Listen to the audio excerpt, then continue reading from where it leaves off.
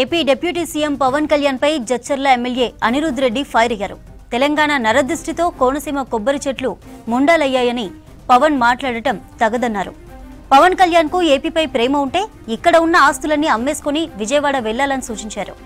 బేషరతుగా పవన్ కళ్యాణ్ తెలంగాణ ప్రజలకు క్షమాపణ చెప్పాలన్నారు Anirudh Reddy. AP deputy CM Pawan Kalyan పై జడ్చర్ల ఎమ్మెల్యే అనిరుద్ రెడ్డి ఫైర్ అయ్యారు. తెలంగాణ నరదృష్టితో కోనసీమ కొబ్బరి చెట్లు ముండాలయ్యాయని పవన్ మాట్లాడడం తగదన్నారు. పవన్ కళ్యాణ్ కు ఏపీపై ప్రేమ ఉంటే ఇక్కడ ఉన్న ఆస్తులన్నీ అమ్మేసుకుని విజయవాడ వెళ్లాలని సూచించారు.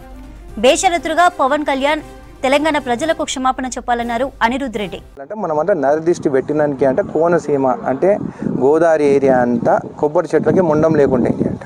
అంటే మా కళ్ళు ఇంత చెడ్డ కళ్ళు అని చెప్పి ఆయన చెప్పడం జరిగింది.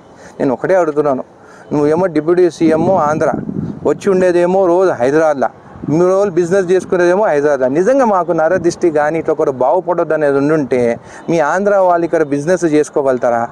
ఇరిగేషన్ ప్రాజెక్ట్ చేసుకుంటున్నారు, కన్స్ట్రక్షన్లో మీరే ఉన్నారు. అయినా కానీ ఒక్క మాట వర్ణనే మేము ఏమైనా అంటున్నామా? బిజినెస్ చేసుకొనిస్తున్నాము, ఫ్రెండ్లీగా ఉన్నాము. అట్లాంటి ఈరోజు నువ్వు ఒక ఇంత పెద్ద మనిషివి, నువ్వు ఇట్లా మా తెలంగాణ ప్రజల గురించి తెలంగాణ గురించి మాట్లాడడం తప్పు, నేరం. నువ్వు క్షమాపణ చెప్పాల్సిందే అని చెప్పి కూడా నేను తెలియజేస్తున్నాను. నువ్వు ఒక పెద్ద పవర్ స్టారు, నీ గురించి ఏమన్నా మాట్లాడితే తప్పు అంటే అది మాత్రం కరెక్ట్ కాదు. తప్పు నువ్వు మాట్లాడినావు కాబట్టి తప్పు అని చెప్తున్నావు. నేను కూడా మీ ఫ్యానే. మొన్న రీసెంట్ మూవీ కూడా ఫ్లాప్ అయిన మూవీ కూడా నీది అట్లీస్ట్ ప్రొడ్యూసర్ అయినా బాగుపడాలని చెప్పేసి ఇక్కడ 800 రూపాయలు టికెట్ పెంచితే కూడా నేను కూడా పోయి నీ మూవీ చూసినాను. కానీ ఈరోజు నువ్వు సెంటిమెంట్గా మా తెలంగాణ వాళ్ళ గురించి మాట్లాడితే మాత్రం కరెక్ట్ కాదు. ఎందుకు మళ్ళీ హైదరాబాద్లో ఆస్తులు కొనుక్కుంటున్నావు?